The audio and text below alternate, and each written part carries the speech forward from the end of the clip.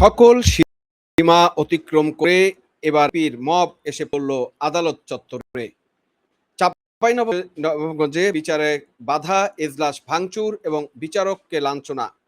বিচারকের খাস কামরায় বিএনপি এবং স্বেচ্ছাসেবক দলের মব সন্ত্রাস, 5ই আগস্টের ধারাবাহিক বিচার বিভাগের উপর নারকীয় হামলা এবং তারেক সরকারের চরম অরাজকতা এবং ব্যর্থতার ফলাফল আমরা দেখছি। একটি স্বাধীন ও গণতান্ত্রিক রাষ্ট্রের মূল স্তম্ভ তিনটি: আইনসভা, শাসন বিভাগ এবং বিচার বিভাগ।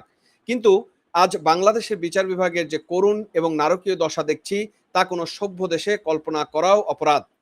গতকাল দুপুরে চাঁপাইনবাবগঞ্জের যুগ্ম জেলা জজ মোহাম্মদ উজ্জ্বল মাহমুদের আদালতে যা ঘটে গেল, তা কেবল কোনো সাধারণ অনাকাঙ্ক্ষিত ঘটনা নয়, বরং এটি হলো রাষ্ট্রযন্ত্র ও বিচার ব্যবস্থার উপর বিএনপি এবং তার অঙ্গ সংগঠনগুলো বন্দুক উঁচিয়ে ধরা এক করার সামিল। বিস্ফোরক আইনে জেলা স্বেচ্ছাসেবক দলের সদস্য সচিব বাবর আলী রুমন সহ নেতার জামিন শুনানির সময় আদালতে বিদ্যুৎ ছিল না। বিচারক সেফ মন্তব্য করেছিলেন, না থাকায় সবার কষ্টে আছেন। স্বেচ্ছাসেবক দলের নেতারা বিদ্যুৎ ব্যবস্থা করতে পারেন, আর তাতেই ক্ষিপ্ত হয়ে উঠল বিএনপি দলীয় ক্যাডাররা। এই অভিযোগ তারা বিএনপি দলীয় ক্যাডাররা করছে, কিন্তু বিচারকের কাছ থেকে এই ধরনের কোনো তথ্য আমরা এখন পর্যন্ত পাইনি। বিচারককে নিয়ে কুরুচিপূর্ণ অপ্রীতিজনক মন্তব্য, এজলাসে দাঁড়িয়ে হুঙ্কার, খাস কামরায় হামলা, জানালা ভাঙচুর। পরিস্থিতি এমন পর্যায়ে পৌঁছলো যে বিচারক নিজের নিরাপত্তা এবং জীবন বাঁচাতে এজলাস ছেড়ে খাস কামরায় চলে গেলেন, আর সেখানে থেকেও পালিয়ে সোজা জেলা ও দায়রা জজ আদালতে গিয়ে আশ্রয় নিতে বাধ্য হলেন। একটু 5ই আগস্ট 2024-এর তথাকথিত আন্দোলন নামে যেভাবে মব তৈরি করে থেকে শুরু করে সর্বস্তরের বিচারকদের ঘাড় ধরে নামানো হয়েছিল, সেই মব সংস্কৃতির বিষবৃক্ষ আজ তারেক রহমানের সরকারের আমলে ভয়াবহ রাক্ষসের অবস্থায় পরিণত হয়েছে। আজ আদালতের বিচারপতির উপর বিএনপির মব সন্ত্রাস আছড়ে পড়ছে। এভাবে চলতে থাকলে কাল সরকারি কর্মকর্তা, পুলিশ কেউ কাজ করতে পারবে বলে আমাদের মনে হয় না। সবাইকে কাজ বন্ধ করে হয়তো রাজপথেই নেমে আসতে হতে পারে। আমরা এই বিষয়গুলো নিয়ে তারেক রহমানের সরকার, এনসিপি এবং তাদের ক্যাডারদের এই জঘন্য মব সন্ত্রাস এবং বিচার বিভাগের ধ্বংসের বিরুদ্ধে আমরা আপনাদের সামনে চেষ্টা করব। দর্শক আসুন, গতকালে চাঁপাইনবাবগঞ্জের ঘটনাটি, এর ভিতরের তথ্যগুলো আমরা একটু তুলে ধরার চেষ্টা করি। 2023 সালে চাঁপাইনবাবগঞ্জের সদর মডেল থানায় এক বিস্ফোরক আইনের মামলায় জেলা স্বেচ্ছাসেবক দলের সদস্য সচিব বাবর আলী রুমন সহ 4 জন আসামি এজলাসে আত্মসমর্পণ করে জামিনের আবেদন জানান। বিচারক তাদের জামিন মঞ্জুর করেন, কিন্তু শুনানি চলাকালে আদালতে লোডশেডিং ছিল। গ্রীষ্মে গরমে বিচারক, আইনজীবী, কর্মকর্তা, কর্মচারীদের চরম কষ্ট হচ্ছিল। বিচারক অত্যন্ত স্বাভাবিক ও হালকা ছলে নাকি মন্তব্য করেছিলেন, বিদ্যুৎ না থাকায় কষ্ট হচ্ছে, আপনারা তো নেতা, বিদ্যুতের একটা ব্যবস্থা করে দিন। চিন্তা করুন, বিচারকের এই সাধারণ কথাটি নাকি তারা সরকার বিরোধী মন্তব্য হিসেবে ধরে নিল। যে বিএনপি জামাত বিগত দিনে বিদ্যুতের লোডশেডিং নিয়ে সারা দেশ মাথায় তুলেছিল, তাদের ক্যাডাররা এখন বিচারকের সাধারণ মুখে লোডশেডিং এর কথা শুনলেই ক্ষিপ্ত হয়ে উঠছে। তারা এজলাসে এছাড়াও আপনি দেখেছেন যে বিদ্যুৎ বিভাগ থেকে সেদিনকে রুল জারি করে বা আদেশ জারি করে বলা হয়েছে, এই লোডশেডিং নিয়ে বা বিদ্যুৎ বিভ্রাট নিয়ে কেউ কিছু বললে তাদেরকে আইনি ব্যবস্থা নেওয়া হবে। সরকার কতটা দেউলিয়া হয়ে গেছে সেটা আপনি একটু বুঝছেন। এখন তারা যেটা করলো, এরপরই এজলাসে হট্টগোল শুরু দিল। বিচারক এজলাস ছেড়ে খাস কামরা চলে যেতে বাধ্য হলেন। সেখানে গিয়ে আরেক যুবদল নেতা আনার হোসেন তুফানের জামিন চাইলে বিচারক পরদিন আসতে বলেন, আর এতেই তাদের রূপ নেয় হিংস্র হায়নার মতো।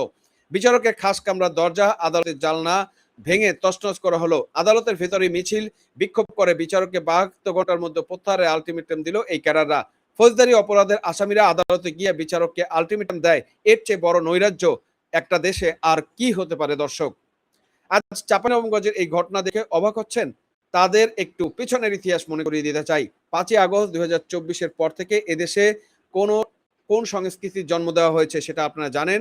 যখন দেখা গেল বিচারপতির চেয়ারে বসা মানুষদের মব বা উগ্র জনতা দিয়ে ঘিরে ধরে হুমকি দিয়ে গালিগালাজ করে পদত্যাগ করানো হয়, তখন বিচার বিভাগের উপর এই প্রথম কুঠারাঘাত করা হয়েছিল। তৎকালীন সরকারের, মানে সেই বাটপার ইউনূস সরকারের আমলে সেই কালা পাঠা হাসনাত সার্জিসরা যেভাবে মব সৃষ্টি করে প্রধান বিচারপতিকে সরিয়ে দিয়েছিল, সেই একই বাটপারি এবং সন্ত্রাসী কায়দা এখন বংশ পরম্পরায় বিএনপি, তারা অঙ্গ সংগঠন, যুবদল, স্বেচ্ছাসেবক দল, ছাত্র দল ধারণ করেছে।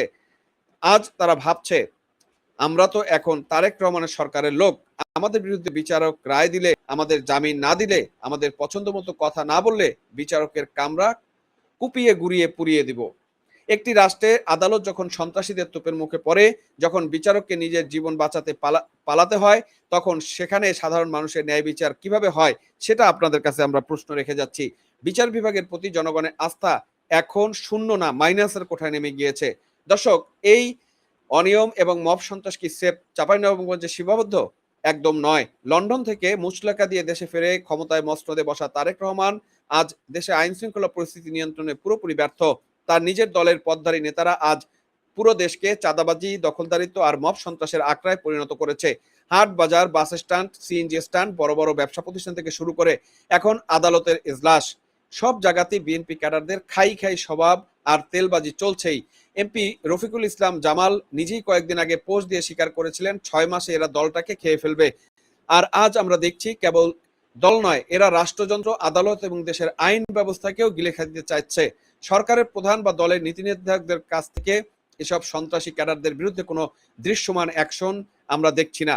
উল্টো বিচারকদের উপর চাপ সৃষ্টি করা হচ্ছে যাতে এই উগ্রবাদীদের সমস্ত অপকর্ম আড়াল করা যায়।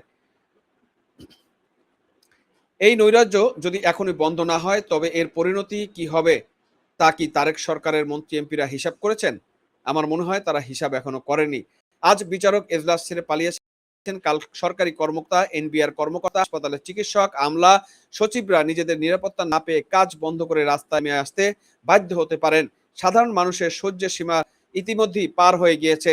চাল ডালের ঊর্ধ্বগতিতে অতিষ্ঠ জনতা যখন দেখছে যে বিচার পেতে গিয়েও বিএনপির গুন্ডা বাহিনীর মুখোমুখি হতে হয়, তখন সাধারণ মানুষ তাদের হাতে আইন তুলে নিতে বাধ্য হয়।